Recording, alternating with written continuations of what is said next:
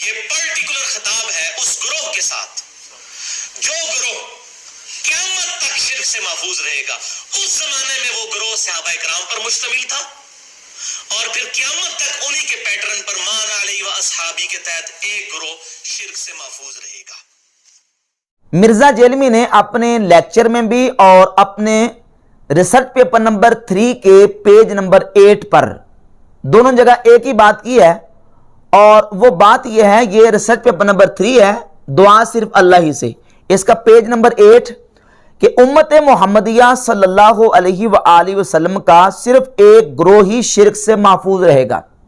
یعنی مرزا صاحب کا جو فرقہ ہے اس فرقے کے علاوہ باقی ساری امت جو ہے وہ شرک میں مبتلا ہو جائے گی، اور صرف ایک گروہ ایک فرقہ جو ہے وہ شرک سے محفوظ رہے گا. اور یہ بات مرزا نے اپنے مجدد ابن عبدالوہاب نجدی اور نجدی علماء کی اتباع میں کی ہے. وہی بولی جو نجدی علماء بولتے ہیں، مرزا نے ان کی اتباع میں یہ بولی ہے. حالانکہ یہ جو اس نے دعویٰ کیا ہے نہ قرآن کی کسی آیت کا مفہوم ہے اور نہ ہی کسی حدیث کا مفہوم ہے. یعنی ایک طرف پوری امت ہے اور ایک طرف ایک گروہ ہے، صرف ایک گروہ شرک سے محفوظ رہے گا، باقی ساری امت جو ہے وہ شرک میں مبتلا ہو جائے گی العیاذ باللہ تعالی. کسی آیت اور کسی حدیث کا یہ مفہوم نہیں ہے. یہ بولی نجدی علماء بولتے تھے، ان کی اتباع میں مرزا نے یہ بات کی ہے. ان کے چند حوالے میں انشاءاللہ پہلے پیش کروں گا نجدی علماء کے کہ جو بولی وہ بولتے ہیں، اپنے فرقے کے علاوہ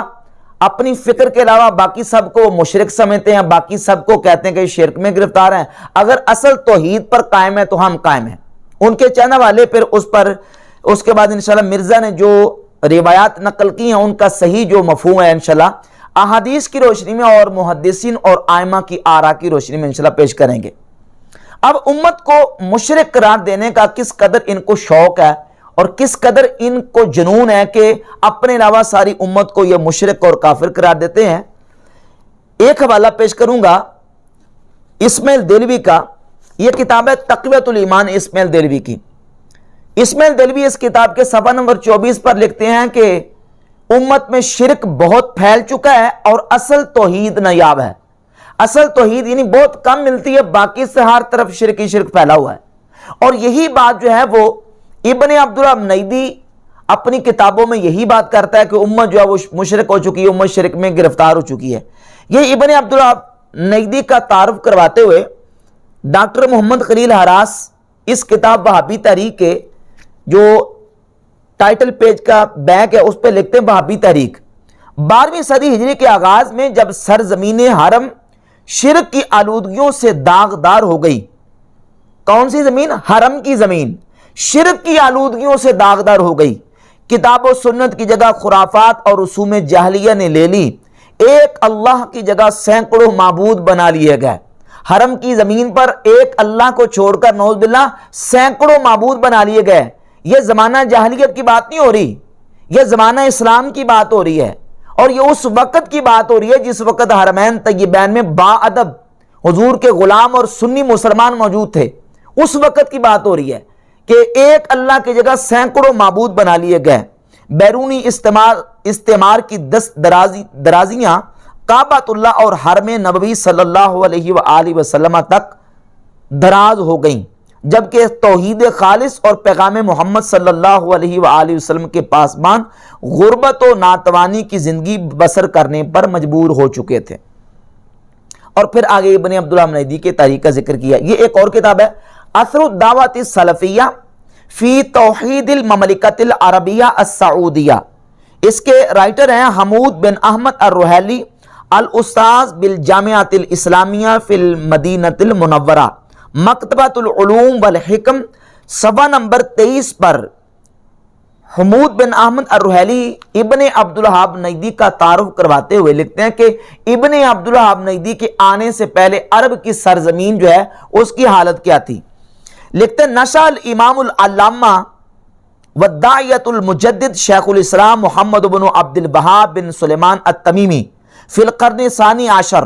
فی زمان اشتدت فیہ غربت الاسلام. کہ ابن عبدالوہاب نجدی اس وقت 12ویں صدی میں پیدا ہوئے جب اسلام بالکل اجنبی ہو چکا تھا. وغلب علی اہلہ الجہل والبدع والخرافات، اور عرب کے وہاں رہنے والوں میں بدعات خرافات بہت عام ہو چکی تھی. اور اگلا جملہ دیکھیں، وَعِبَادَةُ الْأَنْبِيَاءِ وَالصَّالِحِينَ وَالْأَشْجَارِ وَالْأَحْجَارِ، اور وہاں کے رہنے والوں میں عام ہو چکا تھا کہ وہ نبیوں کی، صالحین کی، درختوں کی اور پتھروں کی پوجا کرتے تھے۔ نعوذ باللہ تعالی، العیاذ باللہ تعالی۔ یہ ان سنی مسلمانوں کے بارے میں کلیم کیا جا رہا ہے جو اس وقت حجاز مقدس اور عرب شریف اور حرمین طیبین میں موجود تھے۔ کہتے ہیں کہ اس وقت وہ نبیوں کی، درختوں کی، پتھروں کی اور صالحین کی عبادت اور پوجا کرتے تھے ابن عبدالوہاب نجدی کے دور میں۔ اور یہ ابن عبدالوہاب نجدی کے پوتے عبد الرحمن بن حسن بن محمد بن عبدالوہاب نجدی کی کتاب ہے فتح المجید شرح کتاب توحید، صفحہ نمبر 6 پر عبد الرحمن بن حسن لکھتا ہے کہ ابن عبدالوہاب نجدی نے آ کے کیا کیا، وَتَصَدَّى لِدَعْوَةِ أَهْلِ النَّجْدِ إِلَى التَّوْحِيدِ الَّذِي هُوَ أَسَاسُ الْإِسْلَامِ وَالْإِيمَانِ، کہ اہل نجد کو ابن عبدالوہاب نجدی نے توحید کی طرف بلایا جو کہ ایمان اور اسلام کی اساس ہے، اور منع کیا کس سے، وَنَهَاهُمْ عَنْ عِبَادَةِ الْأَشْجَارِ وَالْأَحْجَارِ وَالْقُبُورِ وَالتَّوَاغِيطِ وَالْأَوْثَانِ، ان کو منع کیا کہ وہ درختوں کی، پتھروں کی، قبروں کی اور شیاطین کی اور بتوں کی پوجا نہ کریں، وَعَنِ الْإِيمَانِ بِالسَّحَرَةِ وَالْمُنَجِّمِينَ وَالْكُهَانِ، اور جادوگروں اور نجومیوں اور کاہنوں پر ایمان نہ رکھیں، اس سے منع کیا۔ اب اندازہ کر لیں کہ یہ عرب شریف کے، حرمین طیبین کے، مکہ و مدینہ کے، حجاز مقدس، یمن، طائف کے ان سنی مسلمانوں کے بارے میں کلیم کیا جا رہا ہے کہ وہ نعوذ باللہ درختوں کی، پتھروں کی پوجا کرتے تھے۔ یہ زمانہ جاہلیت کی بات نہیں ہو رہی۔ اور اس کے علاوہ آپ دیکھیں کہ ابن عبدالوہاب نجدی کے علاوہ ان کی تحریک کے جو مین علماء بڑے بڑے، یہ مرزا کے ایک بابا جی ہیں ناصر الدین البانی، یہ ناصر الدین البانی کی کتاب ہے تحذیر الساجد من اتخاذ القبور مساجد، اس کے صفحہ نمبر 99 پر ناصر الدین البانی صاحب لکھتے ہیں کہ میں 1368 ہجری میں جب مسجد نبی شریف میں گیا، رأیت فی اسفل حائط القبر الشمالی محرابا صغیرا ووراءہ سدۃ مرتفعۃ عن ارض المسجد قلیلا، میں نے دیکھا کہ حضور صلی اللہ علیہ وسلم کی قبر شریف کے پیچھے ایک چھوٹی سی جگہ ہے جو اٹھی ہوئی ہے زمین سے، اشارۃ الی ان ھذا مکان خاص للصلاۃ وراء القبر، یہ اشارہ ہے کہ یہ مکان جو ہے وہ قبر شریف کے پیچھے خاص ہے نماز پڑھنے کے لیے۔ تو البانی صاحب لکھتے ہیں کہ جب میں نے یہ دیکھا تو فعجبت حینئذ، میں بڑا اس وقت متعجب ہوا، کیف ظلت هذه الظاہرۃ الوثنیہ قائمۃ حتی فی عہد دولت التوحید، کہ مسلمانوں میں کے توحید کے ملک میں یہ ظاہر بت پرستی ہو رہی ہے۔ یعنی ان سنی مسلمانوں نے جو ایک جگہ رکھی تھی کہ یہ اصحاب صفہ کا چبوتر ہے جو آج بھی موجود ہے، مسلمان وہاں جا کے برکت کے لیے وہاں نفل پڑھتے ہیں کہ اس مقام پہ ہمارے آقا مولا صلی اللہ علیہ وآلہ وسلم اپنے صحابہ اکرام رضی اللہ تعالیٰ عنہ کو تعلیم دیتے تھے، سبق دیتے تھے اور ان کو قرآن اور حکمت سکھاتے تھے، تو وہاں برکت کے لیے نفل پڑھتے ہیں۔ تو البانی لکھتا ہے کہ میں نے جب دیکھا تو فعجبت حینئذ، میں بڑا متعجب ہوا، کیف ظلت هذه الظاہرۃ الوثنیہ حتی قائمۃ حتی فی عہد دولت التوحید، کہ مسلمانوں کے ملک میں یہ ظاہر بت پرستی، اب اس کو بت پرستی قرار دے رہے۔ اور ایک اور حوالہ، یہ قاضی شوکانی کی کتاب ہے شرح صدور بتحریم رفع القبور، اس کے صفحہ 35 پر اس کے نیچے حاشیے میں لکھا کہ فالقبر المعظم المقدس وثن وصنم بكل معانی الوثنیہ، کہ نعوذ باللہ نبی پاک صلی اللہ علیہ وآلہ وسلم کی قبر پر انوار وہ ہر معنی کے اعتبار سے بت ہے، لو کان الناس یعقلون، کاش کے لوگ سمجھیں، الیاذ باللہ تعالیٰ۔ تو یہ اس انداز سے ان کی شرک فتوے کہ اپنے جتھے اور اپنے فرقے کے علاوہ باقی ساری امت مشرک، اور وہی کام مرزا ان کی اتباع میں نجدیوں کی کر رہا ہے، کہتا ہے کہ ایک فرقے کے علاوہ، کہتا ہے کہ صرف ایک گروہ ہی شرک سے محفوظ رہے گا، یعنی باقی جو 95% یا 98% امت مسلمہ ہے وہ شرک میں گرفتار اور مبتلا ہوگی، اور صرف ایک گروہ جو نجدیوں کا یا ان کے متبعین کا ہے وہ نعوذ باللہ تعالی شرک سے محفوظ رہے گا۔ قرآن مجید فرقان حمید کی کسی ایک آیت کا بھی یہ مطلب نہیں ہے، اور نہ نبی پاک صلی اللہ علیہ وآلہ وسلم کی کسی حدیث کا یہ مفہوم اور مطلب ہے اور نہ کسی ایسی حدیث کا جو نا وہ کسی محدث اور کسی امام نے اس طرح کی کوئی شرح اور اس کی وضاحت کی ہے، بلکہ قرآن مجید کی سورہ آل عمران کی آیت نمبر 110 میں اللہ رب العزت نے اس امت کی خیریت کو بیان کرتے ہوئے فرمایا کنتم خیر امت اخرجت للناس، جو امتیں لوگوں کے لیے نکالی گئی ہیں ان میں سے تم سب سے بہترین امت ہو،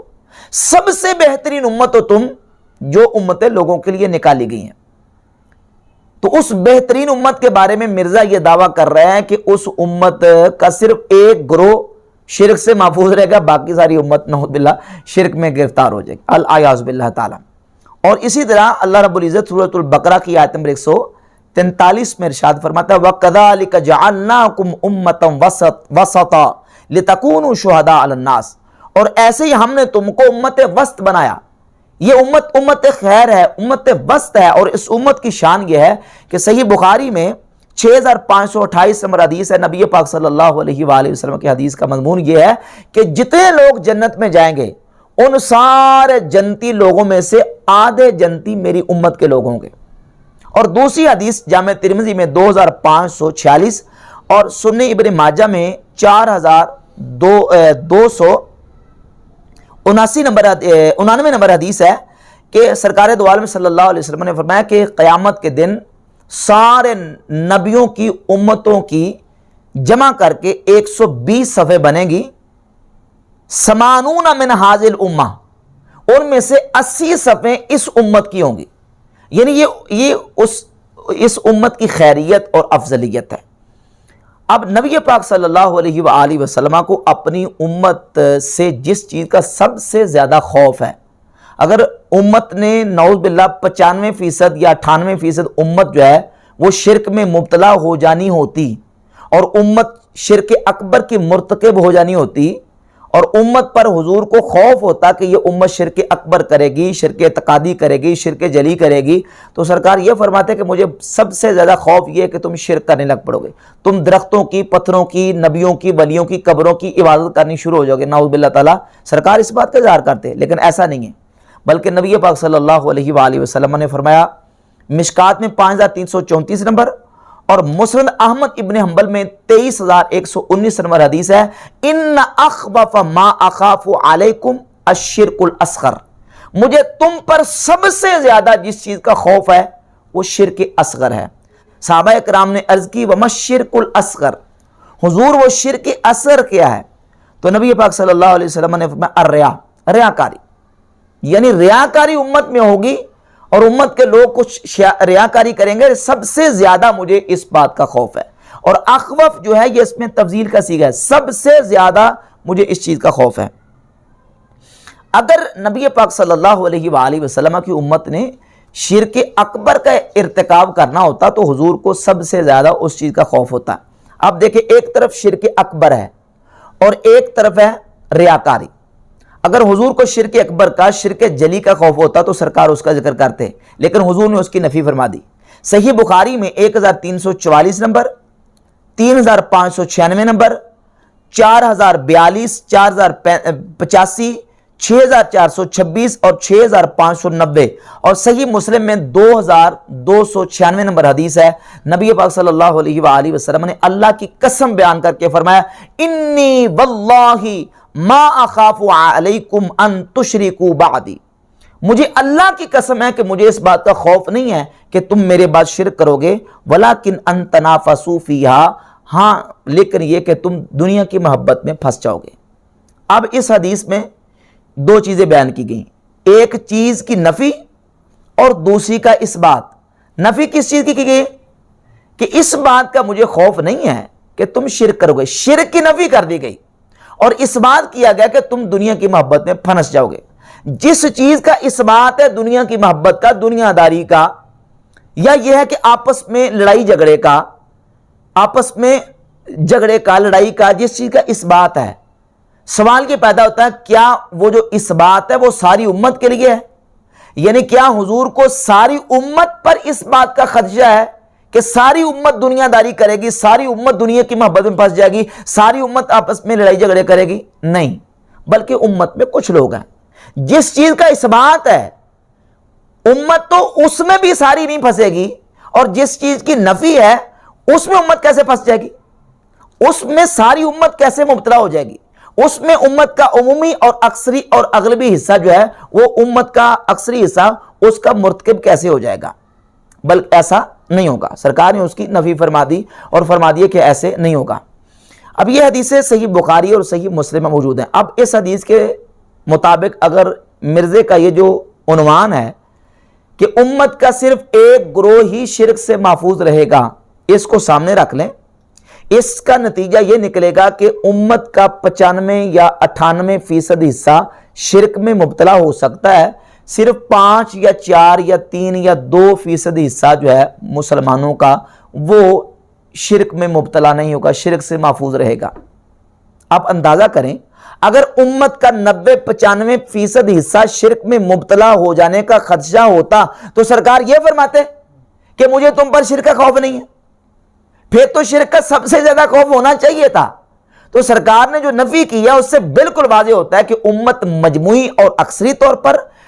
اغلبی طور پر شرک میں مبتلا نہیں ہو سکتی, کیونکہ للاکثر حکم الکل, اکثر کے لیے کل کا حکم ہوتا ہے, اور النادر کالمعدوم, جو کم ہوتا ہے نادر ہوتا ہے وہ نہ ہونے کی طرح ہوتا ہے, وہ کسی شمار و کتار میں نہیں ہوتا. اسی حدیث کی صحیح بخاری کی 1344 نمبر حدیث کی شرح کرتے ہوئے امام بدر الدین عینی رحمۃ اللہ تعالی علیہ اپنی کتاب عمدۃ القاری شرح صحیح البخاری جلد نمبر 8 صفحہ نمبر 227 پر لکھتے ہیں ان امتہ لا یخاف علیہم من الشرک, کہ نبی کریم صلی اللہ علیہ وآلہ وسلم کو اپنی امت پر شرک کا خوف نہیں تھا. انما یخاف علیہم من التنافس, حضور کو اپنی امت پر جو خوف تھا وہ دنیا کی محبت یا دنیا کے جال میں پھنس جانے کا تھا, اپنی امت پر حضور کو شرک کا خوف ہرگز نہیں تھا. اور اسی حوالے سے چند اور روایت اور احادیث واضح ہیں جس میں نبی پاک صلی اللہ علیہ وآلہ وسلم نے اپنی امت سے شرک کی نفی فرما دی. صحیح مسلم میں, جامع ترمذی میں, مسند احمد ابن حنبل میں حضرت ابو ہریرہ, حضرت جابر, حضرت عمر ابن الاحوص رضی اللہ تعالی عنہم صحابہ کرام سے حدیث مروی ہے کہ خطبہ حجۃ الوداع پر نبی پاک صلی اللہ علیہ وآلہ وسلم نے صحابہ کرام رضی اللہ تعالی عنہم سے فرمایا, جامع ترمذی 2159 نمبر صحیح حدیث ہے, ایو یوم ھذا, حضور نے فرمایا میرے صحابہ یہ بتاؤ کہ آج کا دن کون سا دن ہے؟ تو صحابہ اکرام نے عرض کی یوم الحج الاکبر, حضور آج حج اکبر کا دن ہے. آپ نے فرمایا وَإِنَّ الشَّيْطَانَ قَدْ أَيْسَ مِنْ أَنْ يُعْبَدَ فِي بِلَادِكُمْ هَذِهِ أَبَدًا, شیطان اس بات سے نا امید ہو گیا ہے کہ تمہارے ان شہروں میں شیطان کی عبادت کی جائے. یعنی شیطان اس بات سے نا امید ہو چکا ہے کہ تمہارے ان بلاد میں, تمہارے ان شہروں میں کبھی شیطان کی عبادت کی جائے. یہ جامع ترمذی کے الفاظ ہیں. اور مسند احمد ابن حنبل کے الفاظ یہ ہیں, 8522 نمبر حدیث ہے, دارو احیاء تراث العربی بیروت لبنان سے جو چھپی ہے. اس میں لفظ یہ ہے کہ ان الشیطان قد ایس ان یعبد بارضکم ھذہ, کہ شیطان اس بات سے نا امید ہو چکا ہے کہ تمہاری اس زمین میں شیطان کی عبادت کی جائے. ترمذی میں لفظ ہے کہ تمہارے ان شہروں میں, اور مسند احمد بن حنبل میں لفظ یہ ہے کہ تمہاری اس زمین میں شیطان کی عبادت کی جائے. شیطان اس بات سے نا امید ہو چکا ہے. اور صحیح مسلم میں 7103 نمبر جو حدیث ہے اس میں الفاظ یہ ہے کہ ان الشیطان قد ایس ان یعبدہ المصلون فی جزیرۃ العرب, کہ شیطان اس بات سے نا امید ہو چکا ہے کہ جزیرہ عرب میں شیطان کی عبادت کی جائے. تمہارے ان شہروں میں, تمہاری ان زمین میں جزیرہ عرب میں شیطان کی عبادت کی جائے, یہ نہیں ہو سکتا. شیطان اس بات سے نا امید ہو چکا ہے. اور یہ کیا نجدی علماء کیا ثابت کر رہے ہیں کہ جب ابن عبداللہ نجدی صاحب آئے اس وقت درختوں کی, پتھروں کی اور قبروں کی اور نبیوں کی اور صالحین کی نعوذ باللہ تعالیٰ عبادت کی جا رہی. گویا کہ یہ ثابت کر رہے ہیں کہ وہ زمانہ جاہلیت تھا کہیں کوئی, یعنی وہ بعثت اسلام کے آنے سے پہلے کا کوئی زمانہ ثابت کر رہے ہیں. حالانکہ نبی پاک صلی اللہ علیہ وآلہ وسلم نے تو اپنی امت سے شرک کی جڑیں کاٹ کے رکھ دی ہیں. اپنی امت کو حضور نے توحید کا درس اور سبق دیا ہے. یہ امت کبھی بھی مجموعی طور پر اور اکثری طور پر شرک میں مبتلا نہیں ہو سکتی. اس کے علاوہ مسند احمد ابن حنبل میں 16,671 نمبر حدیث ہے سنن ابن ماجہ میں، مصدق الصحیحین میں، شعب الایمان میں اور حلیۃ الاولیاء میں یہ حدیث موجود ہے کہ حضرت شداد ابن اوس رضی اللہ تعالی عنہ نے نبی پاک صلی اللہ علیہ وآلہ وسلم کا فرمان مقدس بیان کیا کہ حضور فرماتے اتخوف علی امتی الشرک والشہوۃ الخفیہ، کہ مجھے اپنی امت پر شرک اور شہوت خفیہ کا خوف ہے۔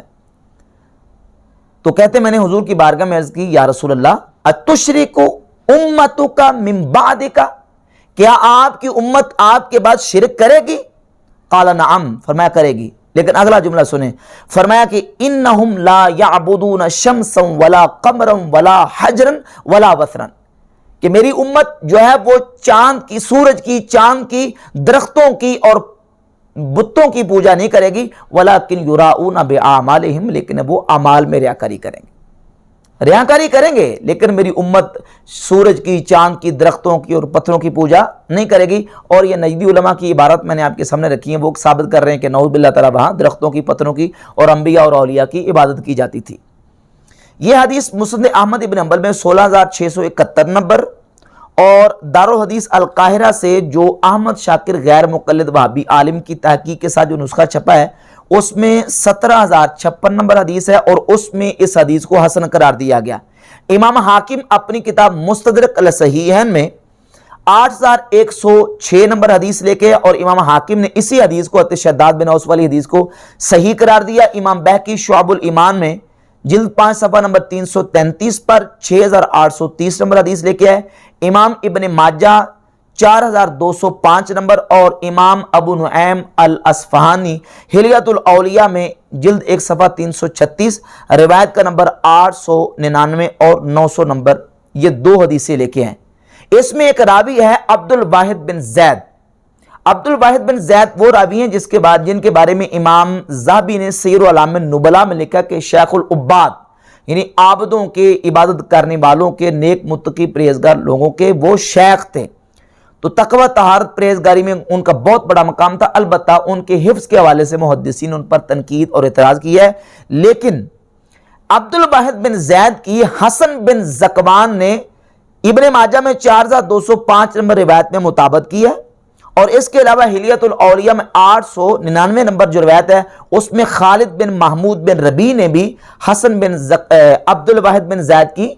مطابقت کی ہوئی ہے، لہذا یہ کم از کم جو حدیث ہے وہ حسن درجے کی موجود ہے۔ بحمد تعالیٰ ان روایات اور احادیث سے یہ بات بالکل واضح ہوتی ہے کہ نبی پاک صلی اللہ علیہ وآلہ وسلم کی امت اکثری اور اغلبی طور پر اور مجموعی طور پر شرک میں گرفتار نہیں ہو سکتی۔ اب مرزا کا یہ کہنا کہ ایک گروہ کے علاوہ صرف ایک گروہ ہی جو ہے نا وہ شرک سے محفوظ رہے گا، نعوذ باللہ باقی جو ہے وہ گویا کہ جو ہے نا وہ شرک میں مبتلا ہو جائے گا، بالکل قرآن و حدیث کے مطابق یہ عقیدہ نہیں ہے،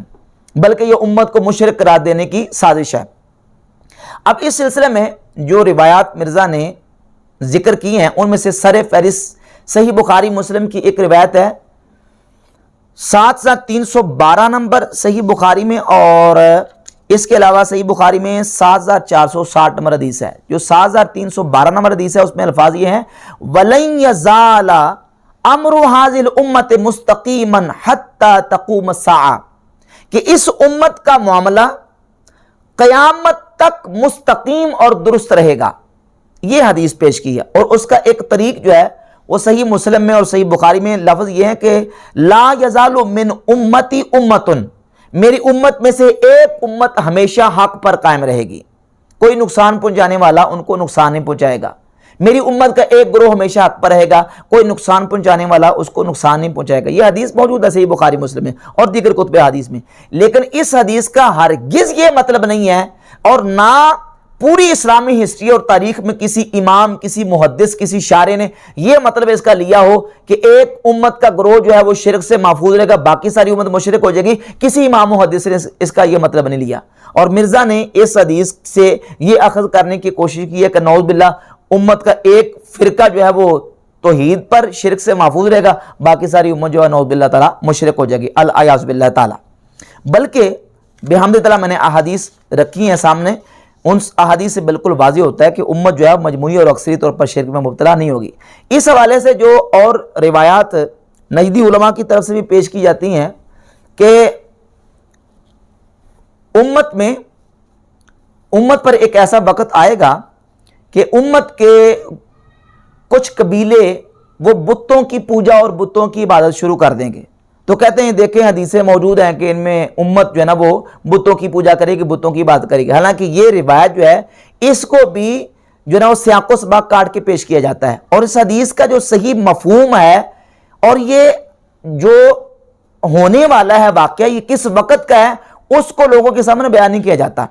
صحیح مسلم میں اس کے متعدد طرق اور مسند احمد ابن حنبل میں اور مستدرک علی صحیحین میں اس کے مختلف طرق موجود ہیں. انشاءاللہ ان طرق کو ہم سامنے لا کے اس پر تفصیلاً بات کریں گے.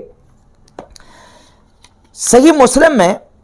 7298 اور 7299 دو طرق اور 7258 یہ طرق موجود ہیں کہ نبی پاک صلی اللہ علیہ وآلہ وسلم نے فرمایا لا تقوم الساعۃ حتی تضطرب الیات نساء دوس حول ذی الخلصۃ. قیامت اس وقت تک قائم نہیں ہوگی جب تک کہ قبیلہ دوس کی عورتیں اپنے بتوں کا طواف نہ کر لیں. حدیث کا مضمون یہ ہے کہ اپنے بتوں کا طواف نہ کریں قبیلہ دوس کی عورتیں, اس وقت تک قیامت قائم نہیں ہوگی. یہ حدیث موجود ہے. اسی بیان کی بنیاد پر ام المومنین سیدہ عائشہ صدیقہ رضی اللہ تعالی عنہا نے نبی پاک صلی اللہ علیہ وسلم کی بارگاہ اقدس میں عرض کی یا رسول اللہ میں تو یہ سمجھتی تھی کہ جب سے قرآن کی سورہ توبہ کی آیت نمبر 33 نازل ہوئی ہے وہ آیت یہ ہے هو الذی ارسل رسولہ بالہدی والدین الحق لیظہرہ علی الدین کلہ ولو کرہ المشرکون. جب سے یہ آیت نازل ہوئی ہے حضور میں یہ سمجھتی تھی کہ معاملہ ایسے ہی رہے گا, یعنی اسلام کی سربلندی ہمیشہ تک رہے گی. تو میں تو یہ سمجھتی تھی. تو نبی پاک صلی اللہ علیہ وسلم نے فرمایا کہ عائشہ انہو سیکون من ذالک ما شاء اللہ, جب تک اللہ چاہے گا معاملہ ایسے ہی رہے گا. ثم یبعث اللہ ریحا طیبا, پھر اللہ ایک ایسی پاکیزہ ہوا بھیجے گا فتوفا کل من فی قلبہ مثقال حبۃ من خردل من ایمان, جس کہ دل میں رائی کے دانے کے برابر بھی ایمان ہوگا وہ پاکیزہ ہوا اس کو فوت کر دے گی, اس کو مار دے گی, فوت کر دے گی. یعنی ہر مومن جس کے دل میں رائی کے دانے کے برابر بھی ایمان ہوگا اس ٹھنڈی اور پاکیزہ ہوا کے چلنے سے وہ دنیا سے انتقال کر جائے گا, فوت ہو جائے گا. فَيَبْقَى مَنْ لَا خَيْرَ فِيهِ, پھر وہ دنیا میں باقی رہ جائیں گے جن میں کوئی خیر باقی نہ ہوگا. فَيَرْجِعُونَ إِلَى دِينِ آبَائِهِمْ, پس وہ اپنے آباء و اجداد کے دین کی طرف لوٹ جائیں گے. اب اس حدیث کو مکمل سننے کے بعد کیا آپ کو سمجھ آ رہی ہے, کیا واضح ہو رہا ہے کہ یہ جو لوگ بتوں کی عبادت کریں گے, بتوں کی پوجا کریں گے, یہ اس وقت ہوگا جب پاکیزہ طیب ہوا چل جائے گی اور سارے مومن دنیا سے اٹھ جائیں گے, باقی سارے پیچھے کافر رہ جائیں گے. اور اس حدیث کو ذکر کرنے کے بعد اسماعیل دہلوی نے اپنی کتاب تقویۃ الایمان کے صفحہ نمبر 96 پر لکھتا ہے کہ اس حدیث سے معلوم ہوا کہ آخر زمانہ میں قدیم شرک بھی رائج ہوگا, سو پیغمبر خدا کے فرمانے کے موافق ہوا. سو پیغمبر خدا کے فرمانے کے موافق ہوا, یعنی وہ ہوا چل چکی, مومن دنیا سے اٹھ گئے جن کے دل میں رائی کے دانے کے برابر بھی ایمان تھا, وہ دنیا سے اٹھ گئے اور پیغمبر خدا کے فرمانے کے موافق ہوا اور وہ شرک عام ہو گیا اور لوگوں نے بتوں کی پوجا شروع کر دی. نعوذ باللہ تعالی, العیاذ باللہ تعالی. اس حدیث کا یہ مطلب ہے, اس حدیث کا مطلب یہ ہے کہ یہ اس وقت پیش آئے گا جس وقت ہوا چل جائے گی, دنیا سے مومن اٹھ جائیں گے. اور ایک واضح زبردست حدیث صحیح مسلم میں حضرت عبداللہ بن عمر رضی اللہ تعالی عنہ سے, اور اس میں لفظ یہ ہے کہ نبی پاک صلی اللہ علیہ وسلم نے فرمایا یخرج الدجال فی امتی, میری امت میں دجال نکلے گا, فیمکث 40, پھر وہ 40 رہے گا, 40 سال یا 40 دن. اور پھر اس کے بعد عیسیٰ علیہ السلام کو اللہ رب العزت بھیجے گا اور عیسیٰ علیہ السلام پھر دجال کو تلاش کر کے اس کو قتل کریں گے. عیسیٰ علیہ السلام پھر یمکث الناس 7 سنین لیس بین اثنین عداوۃ, پھر ایسا وقت آئے گا کہ 7 سال لوگوں پہ ایسے گزریں گے کہ 2 بندوں کے درمیان بھی آپس میں کوئی دشمنی نہیں ہوگی. پھر وقت گزرتا جائے گا,